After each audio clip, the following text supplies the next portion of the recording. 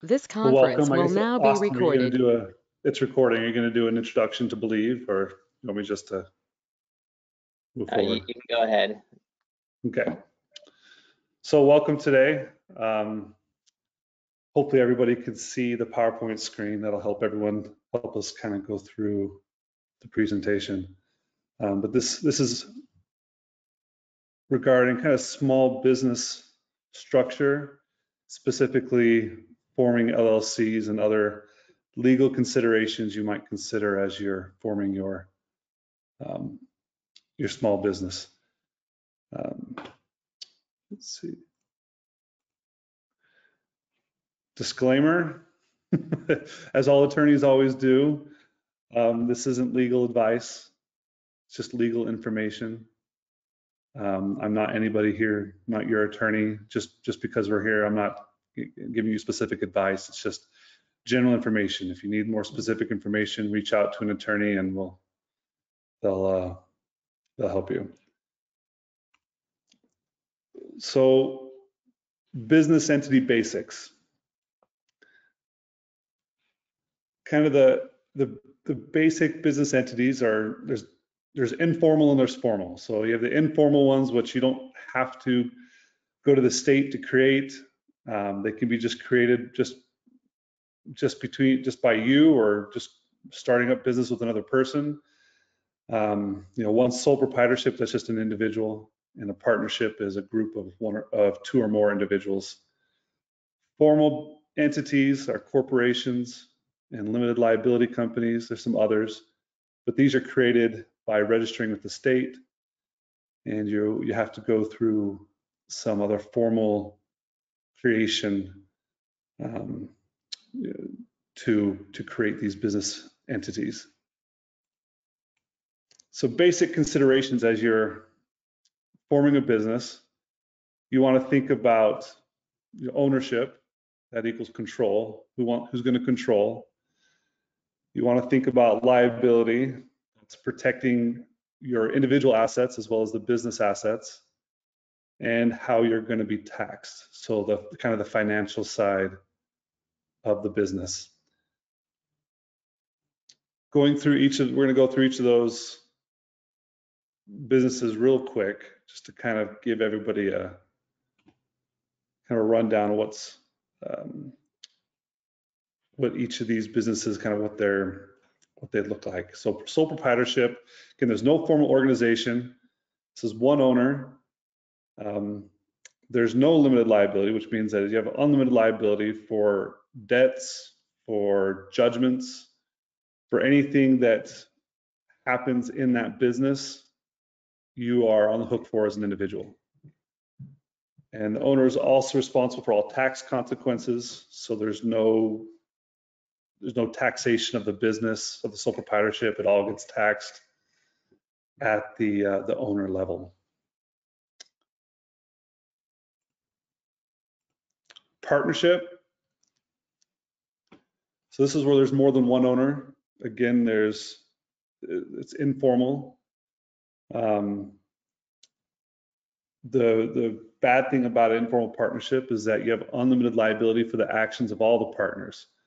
So if one of your partners does something bad, you can be on the hook for whether that partner got debt or has a judgment against him because he did something,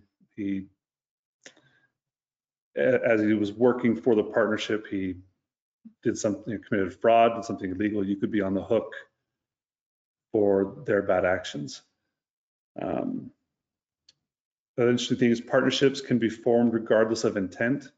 So you don't have to just intend to form a partnership. If you just start a business with somebody, or start trying to make money with somebody, you've formed a partnership. It doesn't require you to specifically intend to form one. Taxation passes on to partners under the partnership tax regulations. So Internal Revenue Code has specific regulations for partnerships, and you have to follow those tax rules, and they flow down to the partners. Another thing with a partnership is partners must pay self-employment tax on business earnings. You can't be an employee of the partnership if you're an owner. you're going to have to pay self-employment tax on any business earnings.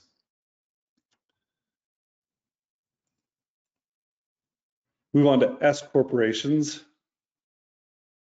So S corporations are they're a little different. These are, again, formal. This is one of the first formal business entities that you can create. You can create it with the state, and it's actually a kind of a federal tax. Federal tax recognizes S corporations as a specific entity, so it's taxed differently than a regular corporation or a partnership. So the restrictions to S corporations is you can't have any foreign investors. You can't have more than 100 shareholders. Again, these are basics. There's some, if you really get technical, there's some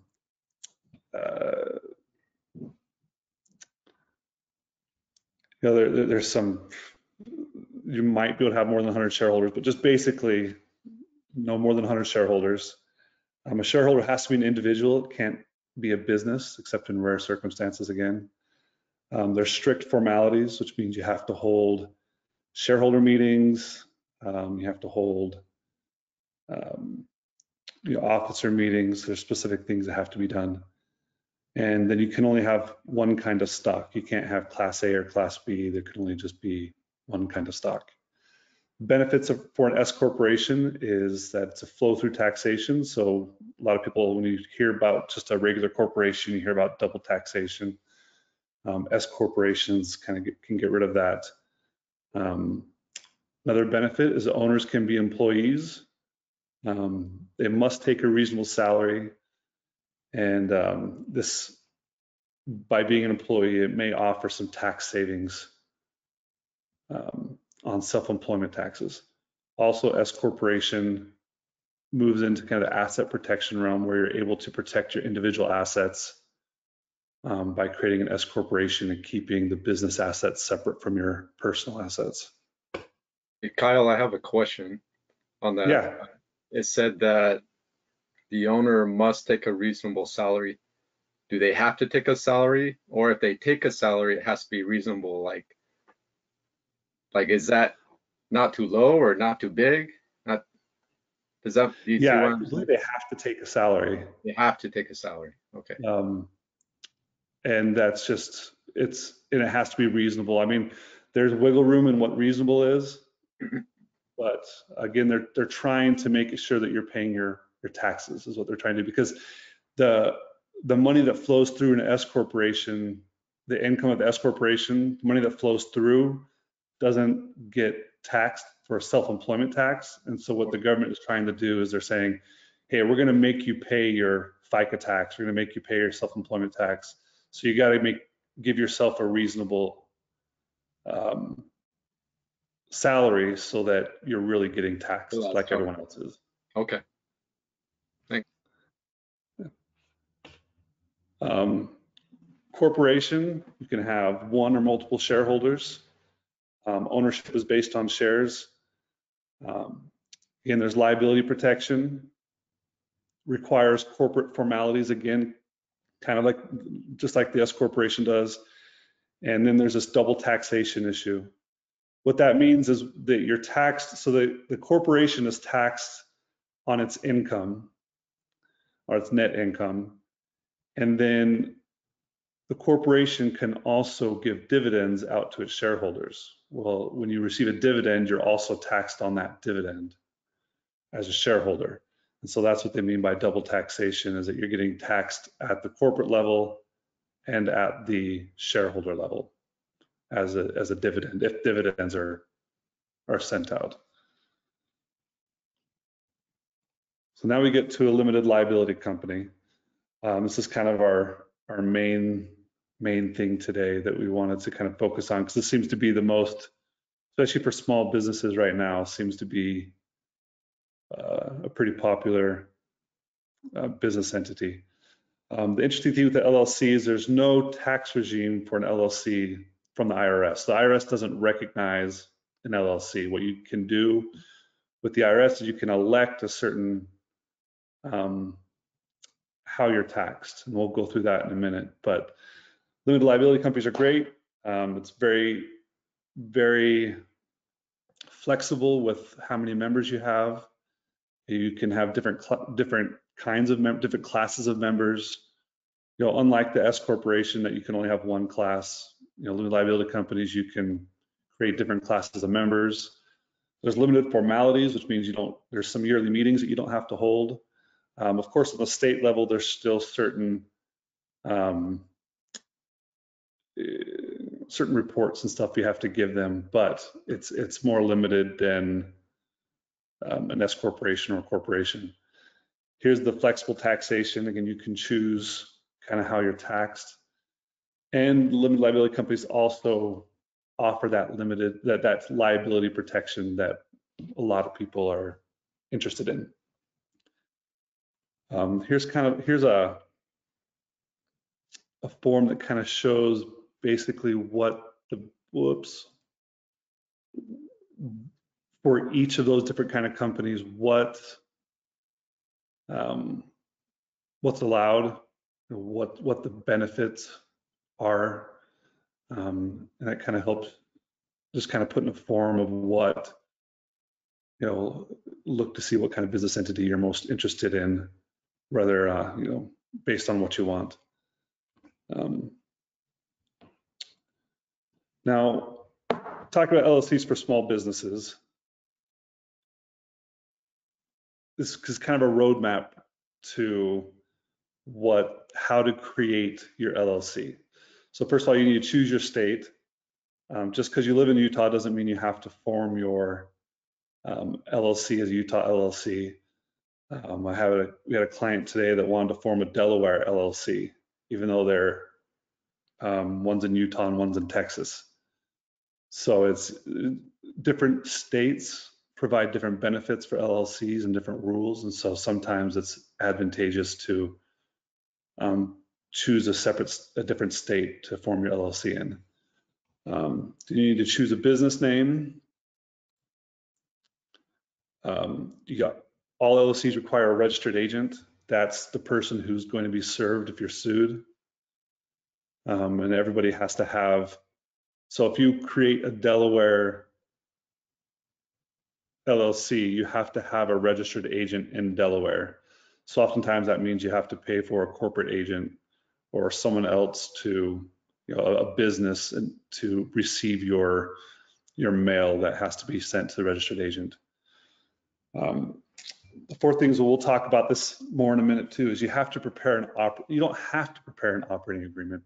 As an attorney, I say you have to because you need to prepare an operating agreement, but it's not legally required. But it's essentially the contract between you and all the other members, you and the LLC. So it's a very important document, and that's something you want to have. Then you file your LLC with your state. With that, you'll get what they call in Utah, they call a certificate of organization, where it's just the basics about your LLC that the state has on file. An EIN is obtained through the IRS. It's just they call it a TIN2, a tax identification number. Sometimes if you only have one member of the LLC, sometimes you can just use your own social security number, but oftentimes you want to get a separate identification number for the LLC. After you get an EIN, then you can open up a business bank account. And with that LLC, you usually can go register in other states. So I can take a Utah LLC and register it in Arizona, and I can do business there. The other thing you have to do with LLC, you can't forget, you have to go to do business, you still have to get your business license. So just getting an LLC from the state doesn't automatically give you a business license, doesn't automatically give you a sales tax ID. That's all stuff on top of creating your LLC. I helped my wife create an LLC recently and realized there's a lot more to do than just creating the LLC if you want to actually start business. You have to get your licenses, you have to get your sales tax identification number if you want to actually sell product, and you're not just service oriented, and maybe someday as a service LLC, you'll have to get that tax identification number as well. But right now, just if you're selling product. So you could use your social security number as EIN number for a single person LLC. In certain circumstances, yeah. So it's, I think it's probably better to get. For security and liability. Yeah, is you're not having to throw around your own social security number. Okay. But if you're a sole proprietorship, it's going to be taxed on the individual level anyways. So I think that tax identification number for in that circumstance is just so that you're not giving other businesses your social security number, because a lot of times they'll ask before they pay you, they want to get your EIN. tax identification number, whatever. Okay. And Kyle, just quickly on Yeah. that, when you get paid as an LLC, if you're a single member, the W-9 form actually requires that you put your social security number on it, Okay. even if you have an EIN for the LLC.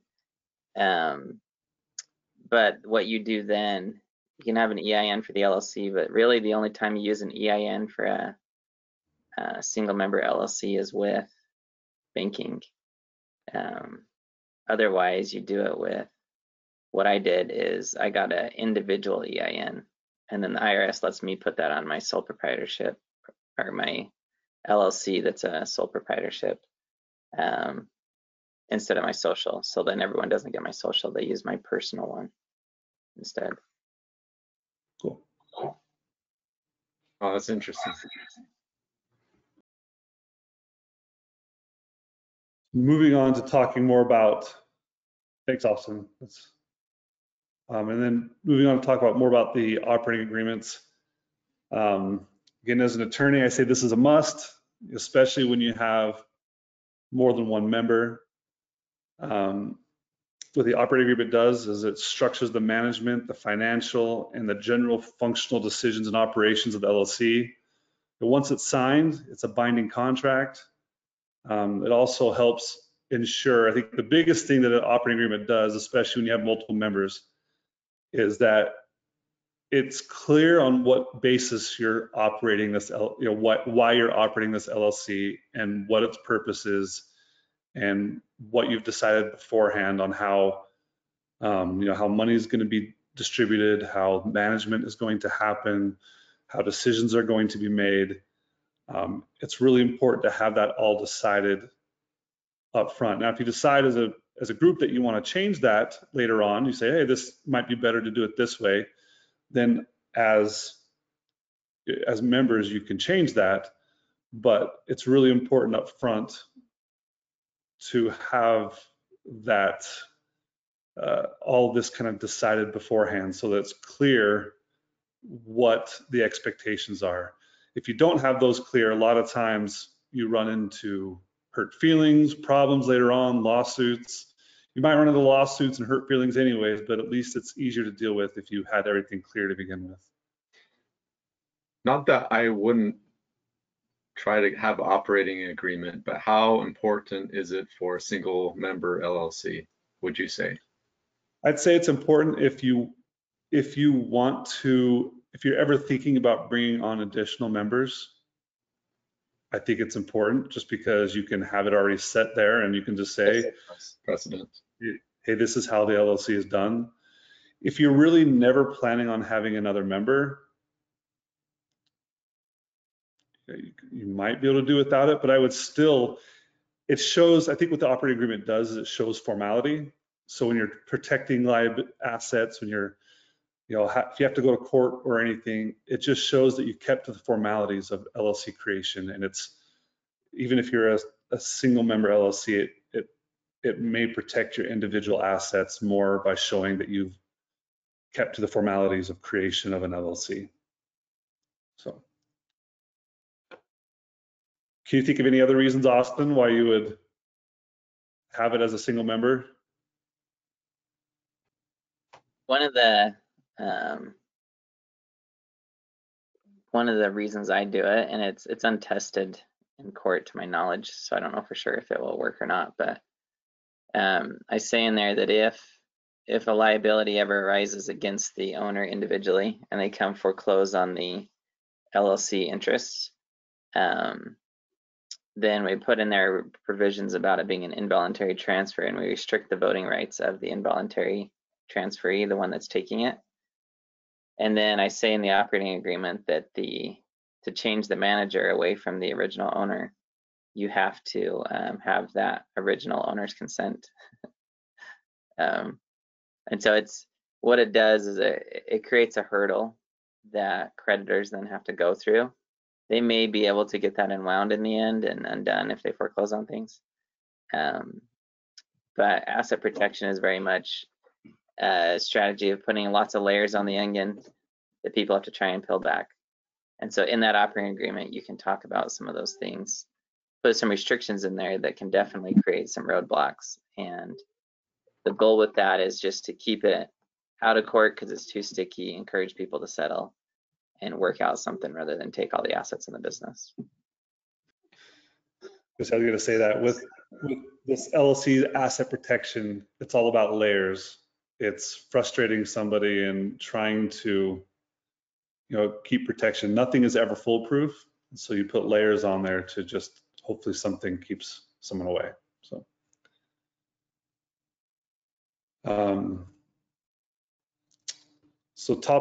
the top operating agreement components where you talk about the financial structure of the LLC, how it will be managed, voting rights. Again, like Austin said, limitation of liability. So limiting liability there. Whether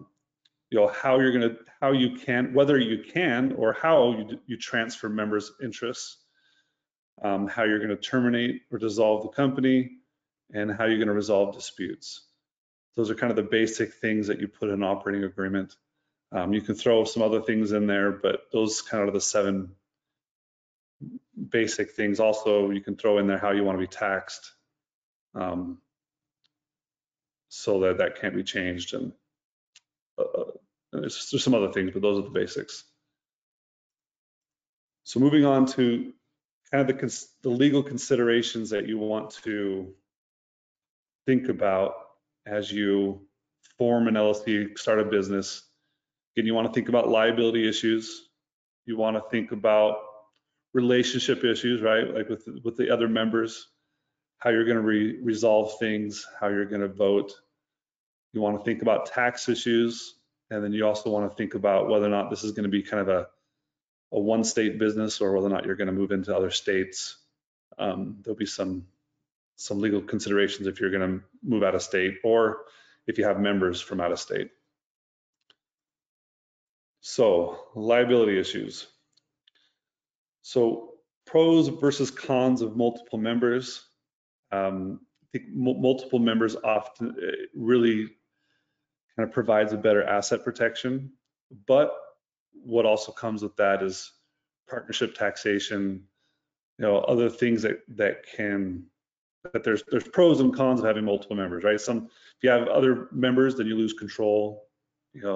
Someone else has right to make decisions, right to raise a ruckus, right to see business documents. So you kind of have to weigh the pros and cons of having multiple members. But as far as a liability goes, oftentimes having multiple members is a better asset protection strategy. One of the things with liability, I've seen a lot of situations that people just create an LLC and they put something in LLC, like they own a house, they own something LLC, and they think it's protected. And they just move on and they don't think about anything else. For an LLC to be kind of have the ability to protect your assets, you have to maintain its independence, which means you can't mix bank accounts, you can't mix funds, you can't mix assets. You have to be really careful. The LLC can't use your bank account. You can't use the LLC's bank account for personal things. They need to be separate. And so you have to really think about the LLC as its own individual thing and not use it as a piggy bank. If you use it as a piggy bank and you use it as a as kind of a personal thing. They can, what courts will, or what people try to do is they'll try to pierce, they call it piercing the corporate veil or pierce the veil. And what you're saying is, hey, that LLC is really the same as the person. It's not a different thing. And so we should be able to get after the individual's assets if they sued the LLC, or if they're suing the individual, get after the LLC assets. So it can go both ways. Another way to really help with liability issues in LLC is to have insurance. If the LLC has insurance, again, that just, it shows that there's the ability for the LLC to pay its debts and its liabilities. And so it's helpful to have insurance. Also the other thing I like to talk about with liability issues in LLC is to be wary of personal guarantees. Again, I've seen multiple times where someone signs in the name of the LLC, right? The LLC is the one entering into the contract, and then they sign a personal guarantee somewhere else in the document, and then later on they're confused as to why they're being sued individually or why they have liability individually. And it's because even though they entered the contract as the LLC, they signed a personal guarantee. A lot of times personal guarantees are unavoidable. A lot of banks won't lend to a new LLC without a personal guarantee. But just be wary of it. Don't sign them if you don't have to. Just be careful. Realize that a personal guarantee really gets rid of the protection of an LLC. So be careful as you enter into those. And just one random thing I've seen a lot is if you just don't sign the individual portion, it's fairly common for businesses to still move ahead and do business with you.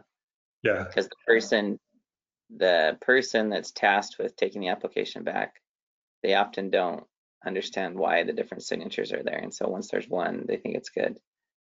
So as a business owner, you can certainly just sign as the business and not individually and give it back to them and see what they do. Yeah, just read where you're signing, because if the signing line says the LLC's name or has you listed as manager, that's signing for the company. But if you have a signature line that just says your name, comma, individually, or just your name, you have to be really wary of that. If you have something like that, write in the business name and put next to your name manager. That way it's clear that you're signing as manager or member and not, or as the business and not individually.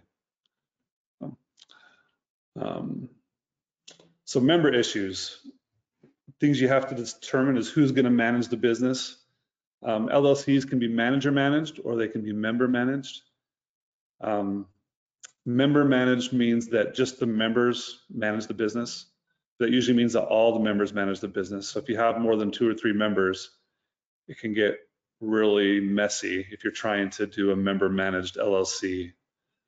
It just is difficult. And so usually I recommend that if you have more than 2 members, that you kind of go to the manager managed LLC model.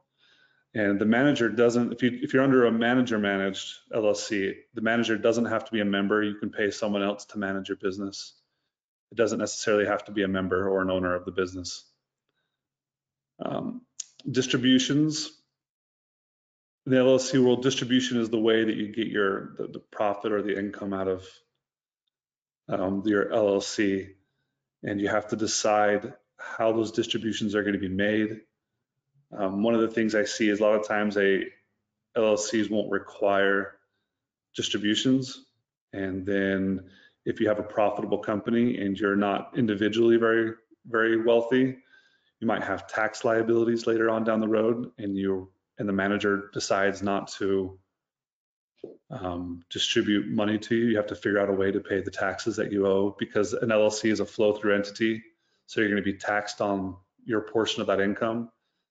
So just you're going to want to figure out how these distributions are made, when they're made, if they're required to be made. Does the LLC have required to at least distribute enough money for you to meet your tax liability?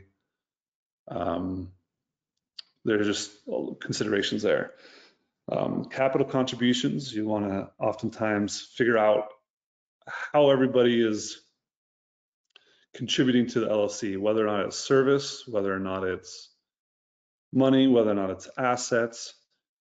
You want to be clear with everybody about what are they providing to the LLC. You also,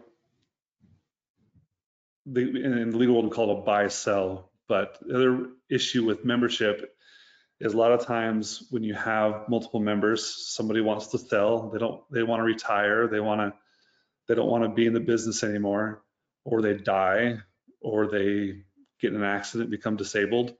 How do you handle those situations when you have a member that no longer can be or wants to be a member of the LLC?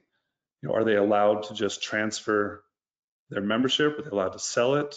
Are they required to try to sell it to the other members first? There's a lot of different ways that you can handle this, but that's definitely something you want to think about as you get into more than one member, is how are these transfers of membership going to happen? Are they going to be allowed? How restrictive do you want to be? Let's see. Tax issues. Some tax issues that I've run into with LLC is if you have a non-resident, that means somebody who lives in Colorado, is a resident of Colorado, and is a member of a Utah LLC, the state may require you as the LLC to withhold income tax for that member. So that's something you want to think about if you have family that you're doing an LLC with or something that's out of the state. That LLC, be careful what you distribute to the members, because you may be required as the LLC, as the manager or whatever, to withhold income tax from a non-resident member. You also, again, we talked about this a little earlier, but you have to still think about sales tax and business licenses. Those are other issues. Those are different than federal tax and income tax, and different than creating an LLC. Those are separate issues. Again, you want to get your tax identification numbers, and you want to, talk to an attorney or talk to a CPA if you need to about what tax status you should elect. So for LLCs, because there's no regimen under the federal taxation that the tax of an LLC, you have to elect how you're going to be taxed. And you can either tax as a sole proprietorship, a partnership, an S corporation, or a corporation. And you have to think about, what the benefits are specifically for your business. What are the tax benefits for being, an S corporation versus a partnership, and figure out what is the best scenario for you and what's going to save you the most money, or what's going to be the easiest for you. And again, if you start an LLC as an individual and you sign up for your EIN with the IRS and say that there's only one member, they're automatically going to classify you as a sole proprietorship. So it's just going to be a flow-through entity. So if there's, for some reason, you want to be taxed differently, you have to let them know. The same thing with if you have more than one member and you sign and you tell the IRS you have more than one member, they're automatically going to tax you as a partnership. And so you have to figure out if you want to be an S corporation or corporation and elect that status. It's not just going to be automatic.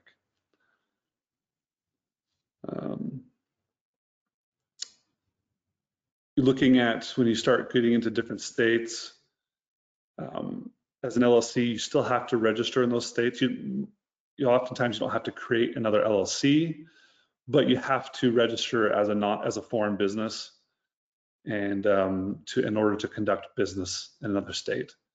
So don't create a Utah LLC and think you can go to California and only worry about Utah consequences. there's going to be California consequences, and there's going to be other things you need to do. And also, when you start going into multiple states, you have to think about where you're taxed. If you have, if some states will not only tax you on the business that you do there, but will tax you on the complete, on all the business you do in the LLC.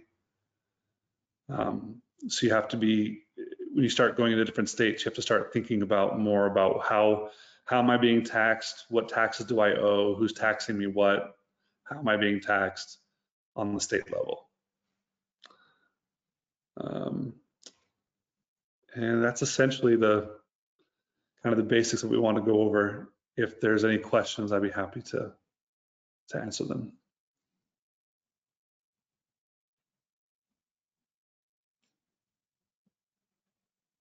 You have a preference for whether you form an LLC online with the state, at least in Utah, or with the simple form they have?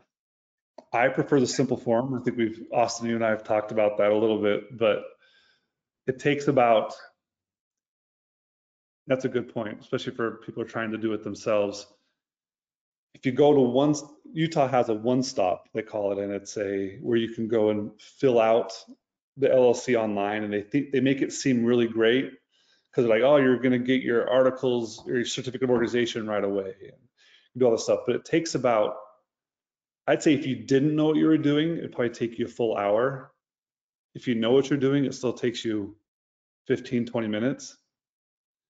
And you have to give them a bunch of information that the state doesn't require you to give them upfront, but that you have to give them if you fill it out online, such as your tax identification number, such as, there's other things that such as all your members. Whereas if you fill out just the one-page form and mail it in, you literally have to give them the name of the LLC, the organizer, the registered agent, and an address. And that's all you have to give them. And it's the same cost either way. The one thing doing it online does is it makes sure your name is available, but you can go to the Utah Business Entity Search and just punch in the name that you're thinking about naming your LLC and see on your own whether or not the business name's already taken. I believe it's $70 to create an LLC in Utah. So you can fill out the one page. If you go to, let me see if I'll show you where it is, since you can see my.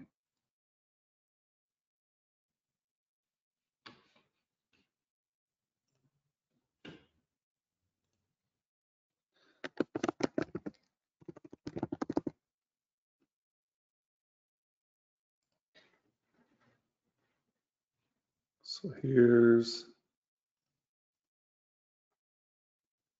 what it looks like, and you type in a name. So the law firm I'm part of was the Canon Law Group. So if you just type in Canon Law Group, and you wanted to name your business Canon Law Group, you would look it up, and you would see that it's already taken.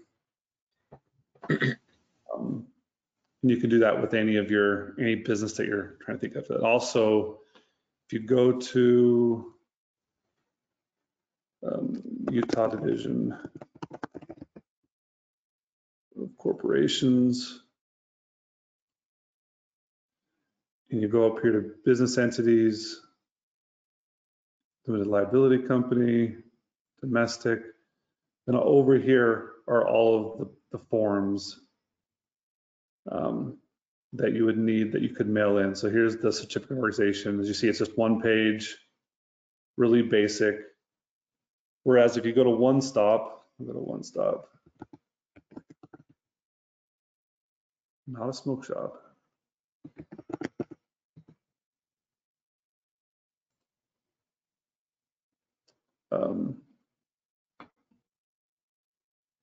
You can begin registration,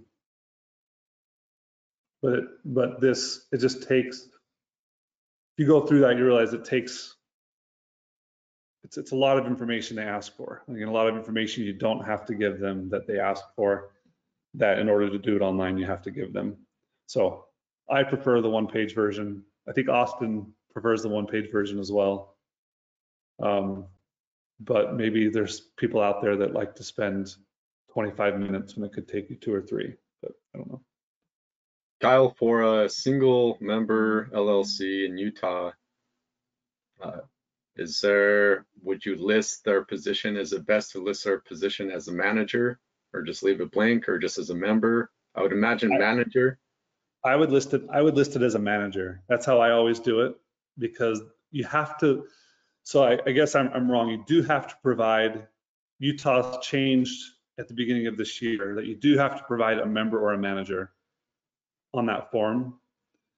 And it's nice to keep the members, I don't know, secret, but off of the public information. And so I always add, even if it's a sole proprietor, a sole single member LLC, I always list the person as manager. Because I like, I think sometimes it doesn't matter, but I like to just do manager managed LLCs. I think it just makes sense to do manager managed, even if you're single. But there might be some reasons, but just generally in my practice, I just have always just done manager managed. It just makes it easier. If it ever gets bigger and you want to have somebody who's not a member manage it, you don't have to change your documentation. Where if you start off as a member managed and you do well and you want to pay somebody else to manage your business, you have to go and change your operating agreement and you have to change your certificate of organization. I think it's better just to start off as a manager managed, because a member can still be a manager of a manager managed. Okay, thank you.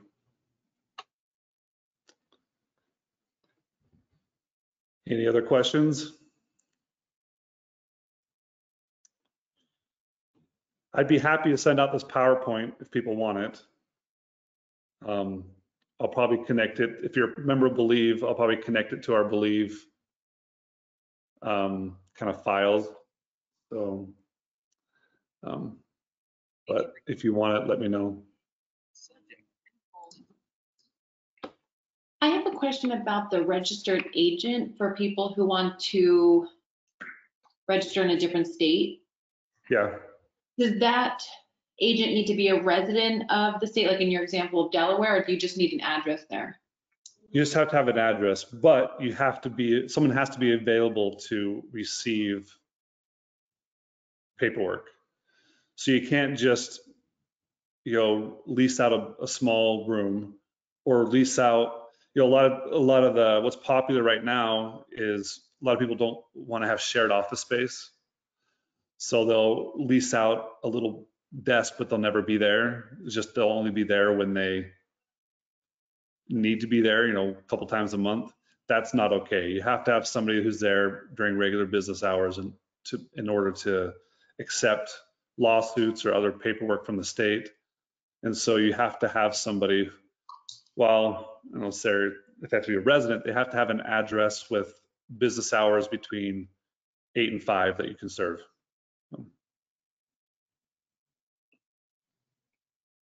Would it, sorry. No, I'll go after you.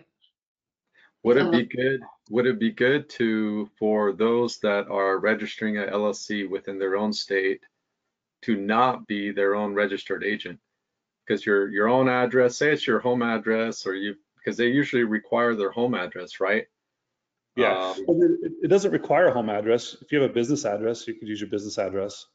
Well, I'm just wondering is there any reason why you'd want to use still a registry to register for your own LLC as a registered agent within a domestic LLC? Yeah, privacy. Just privacy, okay. Privacy, you don't want people to know your address. You don't want, as an attorney, I look at the registered, even if the member's not listed, I look at the registered agent and 90% of the time, the registered agent is the actual member. Right. So I mean, it's privacy. I mean, you could do it, but it costs money, right? If you're looking to do a lot of people that are just startups don't want to pay, you know, really it's usually only, what is it, $40 a year, Austin, some of them. You know, it's not expensive to get a commercial agent, but a lot of people that are doing this themselves don't think about that, or they don't have $40 at the moment to spend. You can always change your registered agent too. I mean, if you initially go with yourself because you don't want to spend the money, and then you're like, well, I'm doing really well now and I don't want people to know my address, you can go change the registered agent. It's not fixed in stone. I mean, you can change registered agent with the state. Okay. Thank you. One thing though to throw out on that is the state will sell all past information with an LLC to people. And so LexisNexis, for example, has every single person that's ever touched an LLC that's appeared on record. And you can get all that information through a LexisNexis database search. And so if you're worried about your address being associated with something, you can look yourself up and realize my address is out there everywhere anyways. You can Google that pretty easily. And if you need to be a manager and do anything with the bank, usually the bank wants you actually listed publicly as a manager of the LLC. So again, if someone really wants to find you, they will. They'll recognize you're associated with the LLC if you're managing it. And so in general, for me, I've only seen it helpful if you don't want your stuff listed. If you're not an active participant in the LLC, you file that paperwork. You don't have to appear as a member on the state form, so they never know you're associated with it. And for asset protection purposes, some people that have interest in LLCs don't want people to realize that they've got a bunch of LLC interests out there.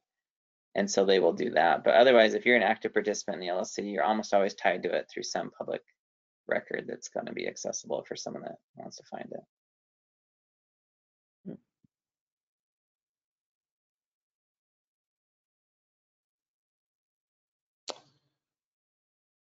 Any other questions?